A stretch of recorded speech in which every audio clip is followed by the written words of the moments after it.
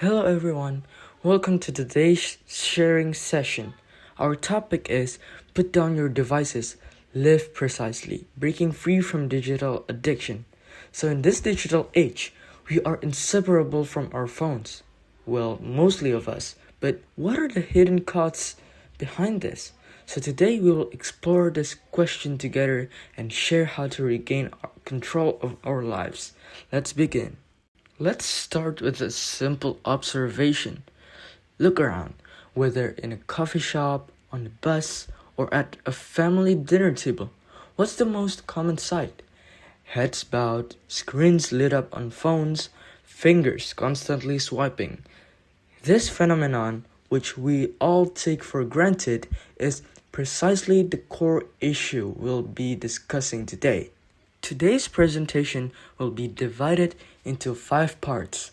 First, we'll clarify what device addiction is. Next, we'll delve into the harm it causes to our physical, mental, and social lives. Then, we'll discuss why we should choose to break free from this state. After that, we'll provide some practical steps. And finally, we'll introduce our DTDBP community project. So, what exactly is device addiction? Simply put, it's an uncontrollable, compulsive use of technology that's difficult to stop, even knowing the negative consequences. Here are a few key signs you can check. Is checking your phone the first thing you do upon waking? Do you feel anxious when you're without your phone? Does your usage time consistently exceed your expectations? Do you even neglect important activities in real life because of it? If these situations occur frequently in your life, you may need to be wary of potential device addiction. The first harm caused by device addiction directly affects our eyes. Staring at screens for extended periods leads to digital eye strain, with symptoms including dryness, blurred vision, and headaches. For teenagers, it also increases the risk of nearsightedness. More importantly, the blue light emitted from screens severely disrupts our sleep cycles. Next, let's talk about our neck and spine. Tech neck, caused by prolonged periods of looking down at your phone.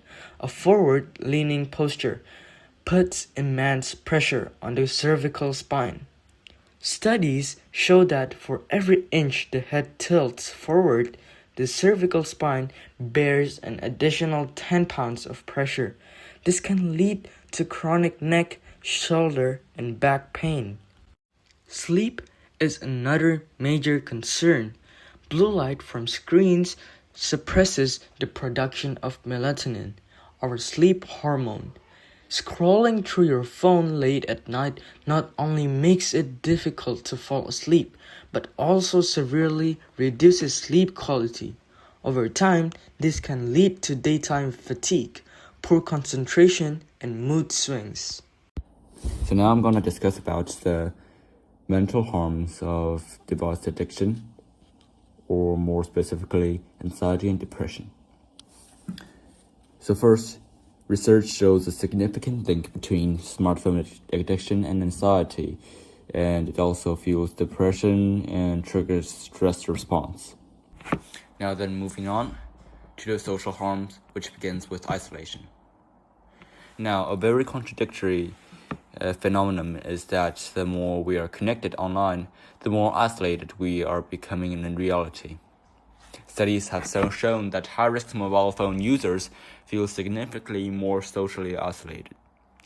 When our attention is always on a screen, real interpersonal relationships around us are slowly being eroded.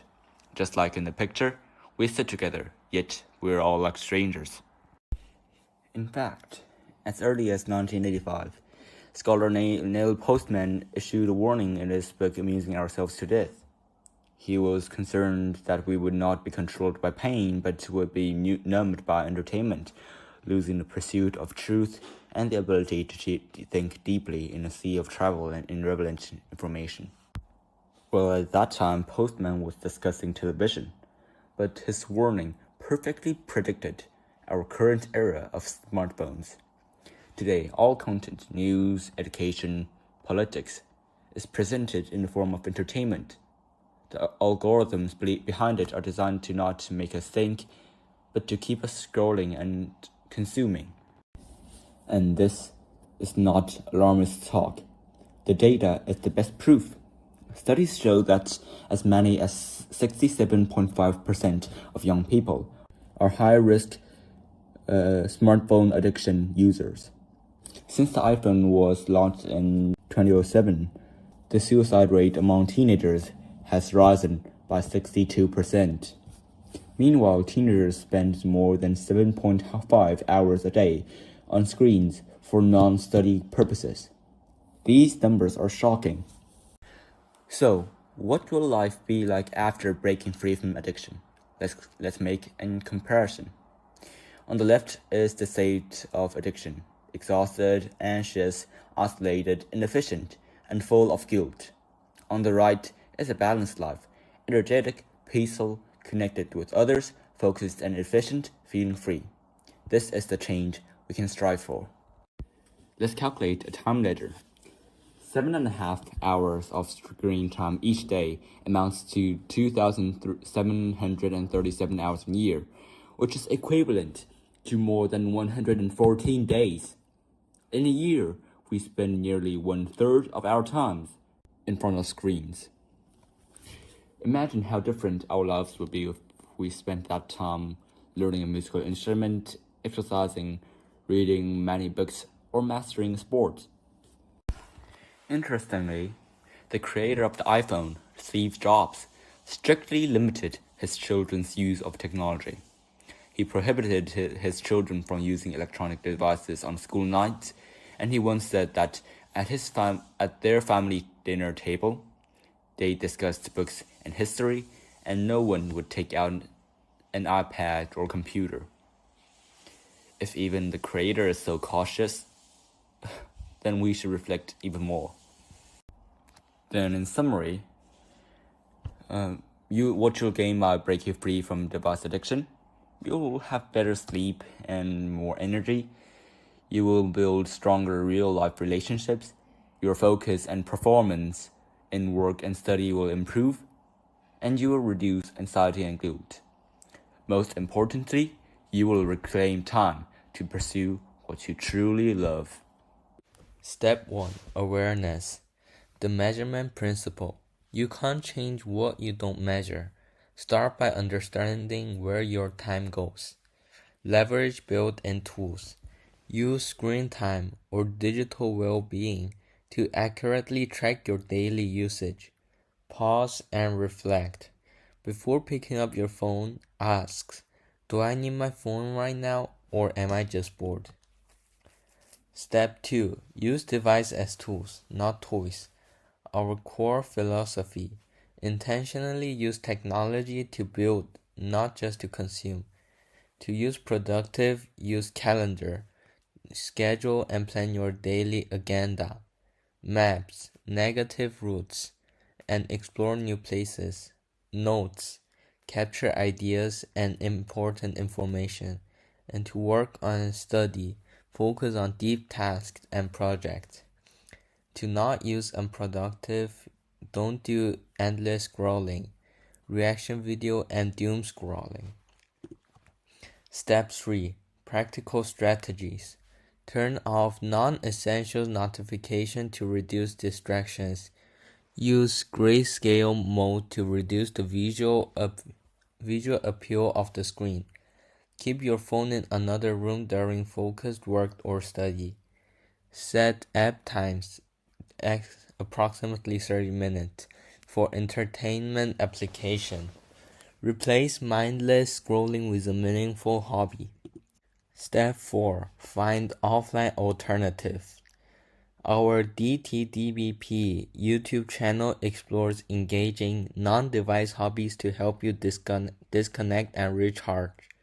For example, like skateboarding, and creative activities like reading and sports.